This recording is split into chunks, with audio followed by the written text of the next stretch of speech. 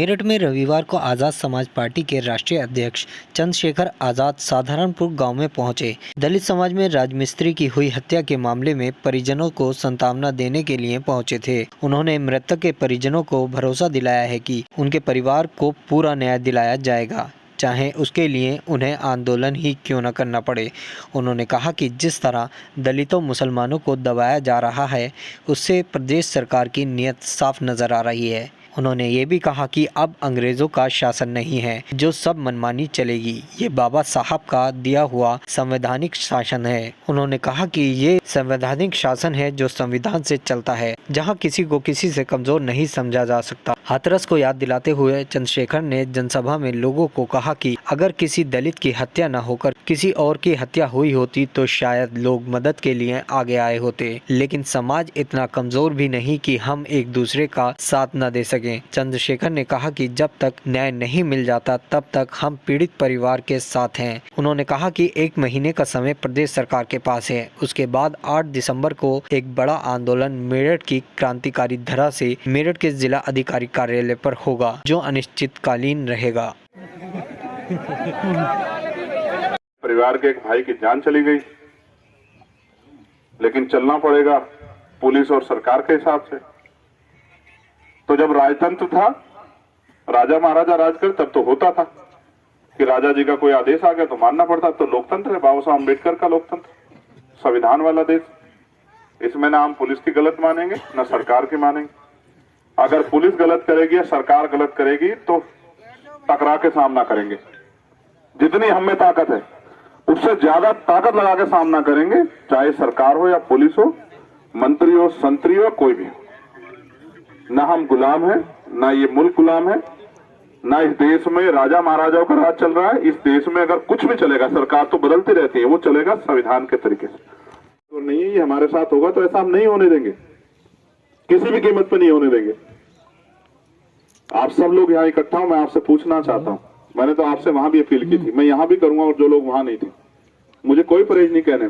आप जब यहाँ आए हो उनका दुख बांटने के लिए, तो उनकी थोड़ी थोड़ी आर्थिक मदद करके जाओ। सब लोग हमने जुटाई है वहां, कुछ आपसे भी कह रहा हूँ, हाथ जोड़ के कह रहा हूँ, अपने लोगों से कह सकता हूँ, मेरा अधिकार है, आप पे आपका खून हूं मैं, आपसे कह सकता हूँ कि उनके आंसू पूछो, उनको पैरे पे खड़ा करो। क्यों सरकार के भरोसे छोड़ रहे हो कि सरकार कुछ दे?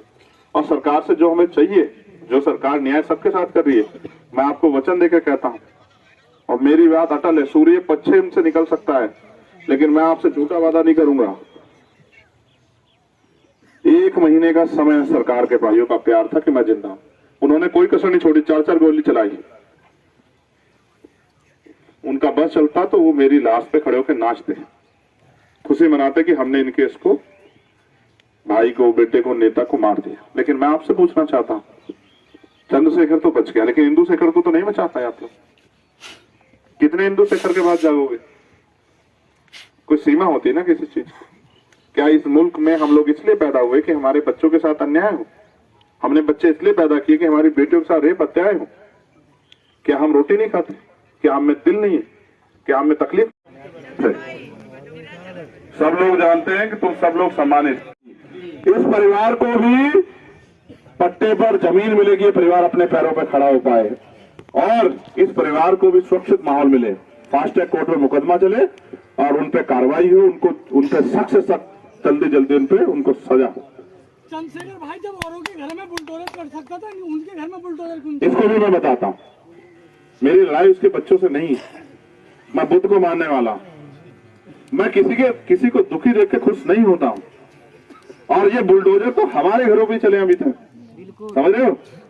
तुम कोशिश करोगे एक घर में बुलडोजर चले, तुम्हारे बच्चे से एक गलती होगी, तुम्हारे घर के बाहर बुलडोजर खड़ा होगा। मुख्यमंत्री चाहता है बुलडोजर चले, समझते? मैं बेवकूफ नहीं हूँ, समझते? कोई बुलडोजर चला किसी ताकतवर पे?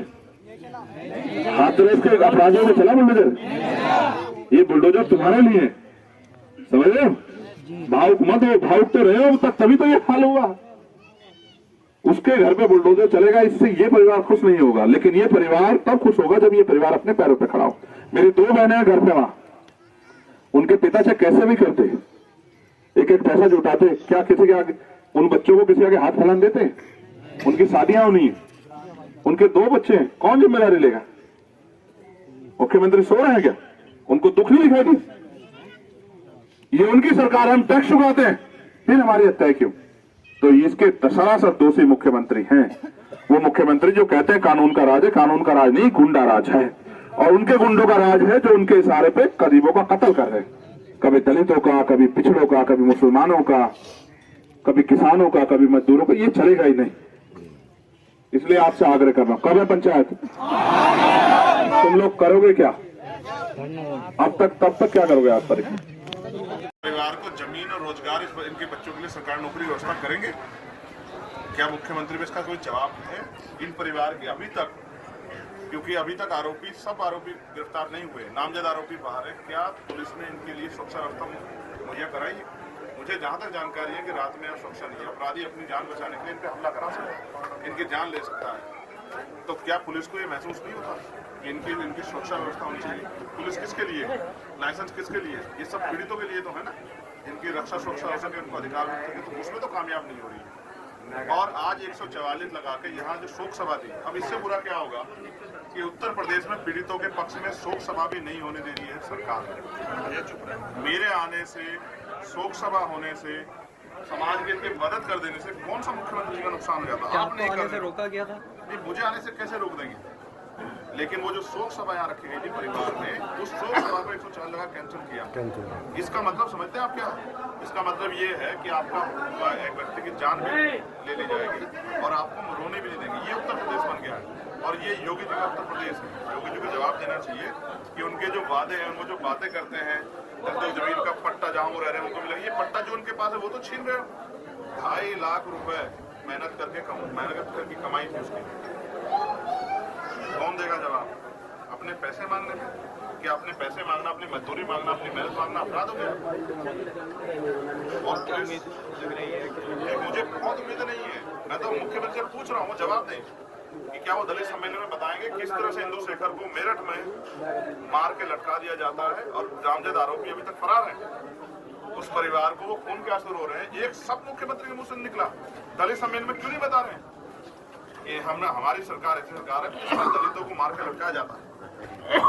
तो मुझे बहुत उम्मीद नहीं, लेकिन मेरे बहुत सा सवाल अभी मैं मीडिया से प्रेस वार्ता करके अपनी बात रखूंगा और उसके बाद जो समय सुनिश्चित हमारे नेता लोग यहाँ से करेंगे, हमारे बीमार आर्मी के जिलाध्यक्ष, आजाद समाज पार्टी जिलाध्यक्ष, हमारे मंडल की टीम जो समय तय करेंगे, उसके बाद अगर सरकार गूंगी बहरी हो जाएगी तो हम आंदोलन करके सरकार को जगाने का काम करेंगे। अभी आपके परिवार से मिले, कुछ बिंदुओं पे बात भी हुई, क्या लगता है?